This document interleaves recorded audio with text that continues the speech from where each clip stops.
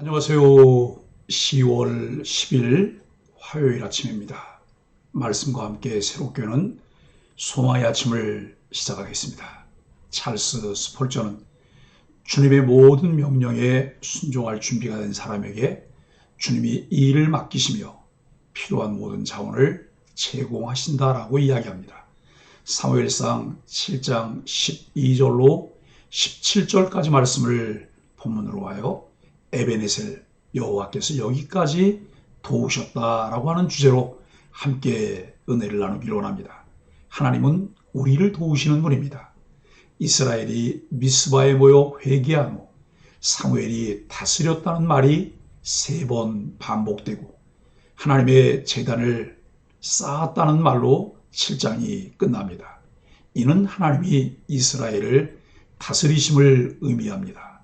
에베네셀은 블레셋의 언약궤를 빼앗긴 실패의 자리였습니다. 하나님을 의지하는 사람은 넘어진 자리에서도 하나님의 다스리심과 도우시는 은혜를 경험하고 감사할 수 있습니다. 오늘 본문은 사무엘이 미스바와 센 사이에 돌을 세우고 하나님이 여기까지 우리를 도우셨다는 뜻으로 에베네셀이라고 합니다. 블레셋이 굴복해 다시는 이스라엘에 쳐들어오지 못합니다.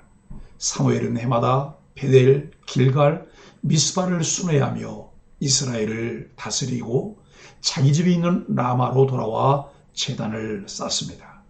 사무엘은 을의 왕의 업적을 기리는 데 쓰이던 석비에 에베네셀이라는 이름을 붙입니다.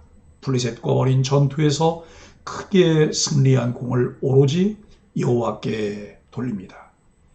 여호와의 도움이 모든 승전과 업적을 가능하게 했다는 의미입니다. 승전 이후 사무엘은 이스라엘에서 자신의 입지를 더 높이려 하지 않았습니다. 그는 왕이 되려 하지도 않았고 전체 이스라엘을 자신의 통치권 아래 굴복시키려 하지도 않았습니다. 그는 지금까지 내려온 이스라엘의 사사체제를 존중하고 받아들였습니다. 그래서 그는 승전 이후에 원래 자신의 자리로 되돌아갔습니다. 자기 고향인 라마와 인근 지역들을 순회하며 사사로서 직무를 충실히 계속했습니다. 이런 모습은 올바른 지도자상, 올바른 그리스도인의 표상이 됩니다. 사람들은 어떤 일에서 성공을 이루면 을에 자신이 드러나기를 바랍니다. 겉으로 드러내지 않더라도 내심 어디서든 자신이 이룬 일들을 다른 사람들이 알아주기를 바라고 있습니다.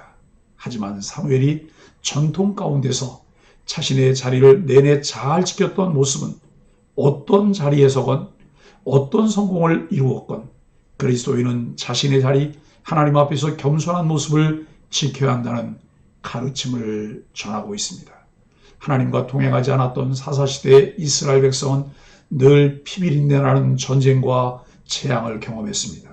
하지만 하나님의 사람 사무엘의 영토로 그들은 오직 하나님만을 의지하는 신앙을 회복했고 이내 하나님이 주시는 평강과 자유를 누렸습니다.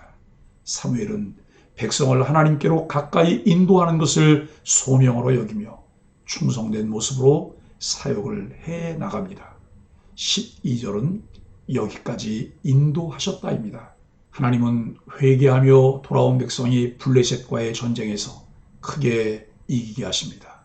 사무엘은 하나님이 주신 그 승리를 기념하기 위해 큰 돌을 취하여 미스바와 센 사이에 세우고 그 돌을 에베네셀이라 불렀습니다.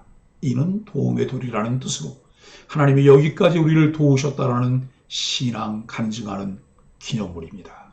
때에 따라 도우시며 승리를 주시는 하나님을 기념할 뿐만 아니라 후세까지 하나님의 역사를 알리기 위해 그 돌을 세웠습니다. 이처럼 하나님의 은혜를 지속하여 경험하고자 한다면 그것을 마음에 새기며 묵상할 뿐만 아니라 감사하며 나눠야 합니다. 이와 같은 감사와 간증으로 하나님과의 관계가 더욱 견고하게 되어 하나님의 은혜를 계속 유지하게 됩니다. 13절, 14절은 지금도 인도하십니다. 이스라엘은 가나안 땅에 입성한 이후 줄곧 블레셋에게 괴롭힘을 당했습니다. 블레셋은 강한 철기 무기를 앞세워 이스라엘을 공격해 자신들의 영토를 넓히려고 시도했습니다. 하지만 그들의 공격과 농락은 이스라엘 백성이 각자 자기 소견에 옳은 대로 행하던 때에나 가능했습니다. 사사시대에 하나님을 잊어버리고 자기 소견대로 하나님 없는 자들로 살아갈 때 하나님은 이스라엘을 블레셋과 다른 이방 나라들에게 내어주시며 그들을 징계하셨습니다. 사무엘 당시에는 상황이 많이 달라졌습니다. 이스라엘은 우상들을 제거하고 오직 하나님만을 섬기며 예배했습니다. 세상의 그 어떤 통치자와도 비교가 불가능한 능력의 하나님이 이스라엘을 다스리셨기 때문에 블레셋 군대는 이스라엘 지역 안으로 접근할 엄두를 내지 못했습니다. 이처럼 모든 주권을 하나님께 내어드리면 왕이신 하나님은 세상이 줄 수 없는 완전한 평화를 주십니다. 비단 국가뿐만 아니라 개인의 인생과 가정, 교회도 같은 영적 원리가 적용됩니다. 인간의 생사와 복을 주관하시는 하나님, 국가의 흥망성쇠를 주관하시는 이가 전능자 하나님이라는 사실을 성경을 묵상하다 그 말씀 안에서 발견할 수 있어야 합니다.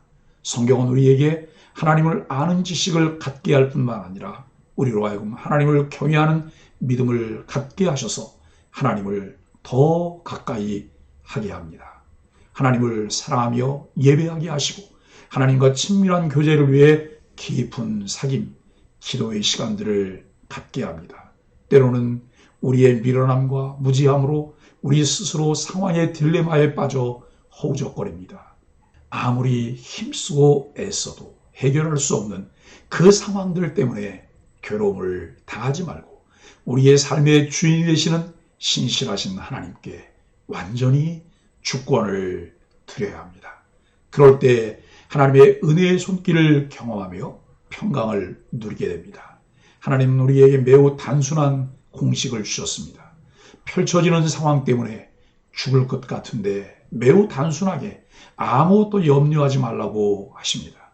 대안으로 기도와 간구로 너희 구할 것을 감사함으로 아뢰라고 말씀합니다. 광야에서 이스라엘을 낮에는 구름 기둥으로 밤에는 불기둥으로 인도하셨던 하나님은 지금도 살아계시며 우리의 삶 가운데 일하고 계십니다.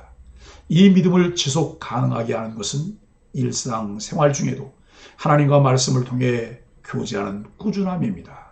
15절로 17절은 앞으로도 인도하실 것입니다. 사무엘은 수명이 다할 때까지 사사직을 감당했습니다. 늘 겸손히 하나님의 다스리심을 구했던 사무엘의 통치는 곧 하나님의 통치를 의미합니다. 나라의 지도자가 주님의 뜻을 분별하여 다스리기 시작하자 온 나라에 평강과 번영이 임했습니다.